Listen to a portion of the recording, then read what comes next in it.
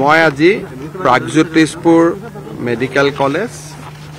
তাৰ নিৰ্মাণৰ যেটো প্ৰস্তুতি তাৰ বুজ লবলৈ আৰু গুৱাহাটী মেডিকেল কলেজৰ যেটো মাদাৰ এণ্ড চাইল্ড হস্পিটাল আমি বনাই আছো এই দুইটা নিৰ্মাণৰ বুজ লবলৈ আহিছিলো আপোনালোকে এই গোটেই বিল্ডিংটো দেখিছে এইটো গুৱাহাটী চিকিৎসা মহাবিদ্যালয়ৰ নৱতম সংযোজন হ'ব ইয়াতে মাতৃ আৰু প্ৰসূতি আৰু শিশুৰ বাবে 8খন বিছনা থাকিব আৰু লগতে মেডিকেল কলেজৰ প্ৰিন্সিপালৰ যেটো কাৰ্যালয় সম্পূৰ্ণ টপ ফ্লোৰত থাকিব আৰু এক প্ৰকাৰ আমাৰ উদ্দেশ্যটো হ'ল আমি গুৱাহাটী মেডিকেল কলেজখনক ৰাস্তাৰ সোঁফাললৈকে লৈ আহিছো যাতে বাওঁফালৰ পুৰণা বিল্ডিংটো ভাঙি আমি তাত নতুন 3000 বেডেড হস্পিটাল এখন বনাব পাৰো এই বিল্ডিংটো সম্পূৰ্ণ হোৱাৰ লগে লগে সুপাৰ স্পেশালিটি সম্পূৰ্ণ মহেন্দ্ৰ মোহন চৌধুৰী হস্পিটালত গুচি যাব এদিন দুই এদিনতে মই তাকো চাব আহিম আপোনালোকে দেখা পাব তাতো অত্যন্ত আটকধুনীয়া কনষ্ট্ৰাকচন হৈ আছে মোৰ মতেদি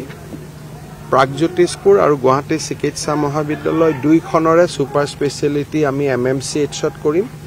আৰু বাকি কাৰণে ৰাস্তাৰ বাওঁফালেও এখন হস্পিটাল হ'ব আৰু সোঁফালেও এই গোটেইখিনি থাকিব যাতে অহা 50ৰ পৰা 70 বছৰলৈ গুৱাহাটী মেডিকেল কলেজখন আৰু Pragjyotishpur medical college Mahendra Mohan Choudhury hospital এই গোটেইবোৰ যাতে প্ৰাসংগিক হৈ থাকে আৰু ইয়াতে গোটেই আধুনিক ব্যৱস্থা থাকিব ব্লাড স্যাম্পল আদিও আমি হাতেদি লৈ যাব নালাগে গোটেইবিলাক নিজে নিজে এটা স্বয়ংক্ৰিয়ভাৱে পৰিচালিত হ'ব গোটেইবোৰ এটা আধুনিকভাৱে সুসজ্জিত হ'ব কেতিয়ালৈকে সম্পূৰ্ণ হ'ব এই বিল্ডিংটো মই আশা কৰিছো যে 30 অক্টোবৰৰ ভিতৰত মই জুলাইতে শেষ কৰিম বুলি ভাবিছিলো কিন্তু আমাৰ কন্ট্ৰাক্টৰে যিমানটো স্পীড ল'ব লাগিছিল ল'ব পৰা নাই গতিকে 30 অক্টোবৰৰ ভিতৰত হৈ যাব বুলি আশা কৰিছো পুৰণা যেটো বিল্ডিং আছে এডমিনিষ্ট্ৰেটিভ বিল্ডিং হেতু নতুন পুৰণা গোটেই মেডিকেল কলেজখনে যিমান মেডিকেল কলেজখনত যিমান কাৰণ সেইখন মেডিকেল কলেজ আপোনালোকে চাব ইয়াত এটা পেইং কেবিন ইয়াত কিবা সময়ৰ তাগিদাত আমি একোটা সংযোজন কৰি গৈ আছো গতিকে ডক্টৰ সকলে ইমান সুবিধা নাপায় চলি আছে আৰু তাৰ যেটো আজিৰ পৰা 50 বছৰ আগতে কৰা 60 বছৰ আগতে কৰা গতিকে তাত আমি এটা নতুন ড্ৰয়িং এটা বনাইছো প্ৰায় 3000 বিছনা থাকিব এতিয়া সেই বিল্ডিংটোত কৰবাত 50টা কৰবাত 100টা পেইং কেবিনটো দূৰত হস্পিটাল দূৰত তেনেকে তাত প্ৰায় 1500-1600 বেড আছে কিন্তু আমাৰ যেটো নতুন ড্ৰয়িং তাত 3000 বেড হ'ব ইফালে ক্যান্সাৰ হস্পিটালৰ সৈতে 2000 বেড তাৰমানে সৰ্বমুঠ GMCত 5000 বেড হ'ব পাটনা মেডিকেল কলেজৰ পিছতে এইখনে ভাৰতৰ সৰ্ববৃহৎ মেডিকেল কলেজ হ'ব উত্তৰ পূব বা পূৰ্ব ভাৰত নহয় সমগ্ৰ ভাৰতৰে আটাইতকৈ ডাঙৰ মেডিকেল কলেজ হ'ব MMC খন স্যাৰ একে সময়তে MMCH খন হ'ব সুপাৰ স্পেশালিটি নিউৰোলজি কাৰ্ডিওলজি গোটেইখিনি আৰু MMCH খন হৈ যোৱাৰ লগে লগে আমি তাত চেষ্টা কৰিম তাত যাতে লিভাৰ ট্ৰান্সপ্লান্টৰ পৰা আৰম্ভ কৰি সাধাৰণতে কি হয় যত জেনাৰেল হস্পিটাল থাকে তাত কিডনি ট্ৰান্সপ্লান্ট আদি কৰিলেও ইনফেকশন হয় কাৰণ পেশেন্টৰ ৰিলেটিভ আহে ধৰক এটা পুত্ৰ সন্তান জন্মিলে কন্যা সন্তান জন্মিলে মাক বাপেকক আপুনি নুচুৱাকৈ ৰাখিব নোৱাৰে গতিকে জেনাৰেল হস্পিটালটোত মানুহ আহে কিন্তু সুপাৰ স্পেশালিটি হস্পিটালত এটেন্ডেন্টটো সোমাব নোৱাৰে GMCHত হেতু সুবিধা আমি দিব নোৱাৰো কাৰণে সদায় ভয় লাগি থাকে যে লিভাৰ বা কিডনি ট্ৰান্সপ্লান্ট কৰিলে ইনফেকশন হ'ব পাৰে আৰু কেতিয়াবা এবিলাক হলে মানুহৰ মৃত্যু হ'ব পাৰে সেইকাৰণে আমি ইয়াত সুপাৰ স্পেশালিটি লৈ যিমান এগ্ৰেছিভ হ'ব লাগে যে লিভাৰ ট্ৰান্সপ্লান্ট কৰক কিডনি ট্ৰান্সপ্লান্ট কৰক আমি ইমান এগ্ৰেছিভ নহওঁ কাৰণ আমি জানো যে ইনফেকশন হৈ যাব ইয়াত অতি কমেও ডেইলি 15000 মানুহ আহে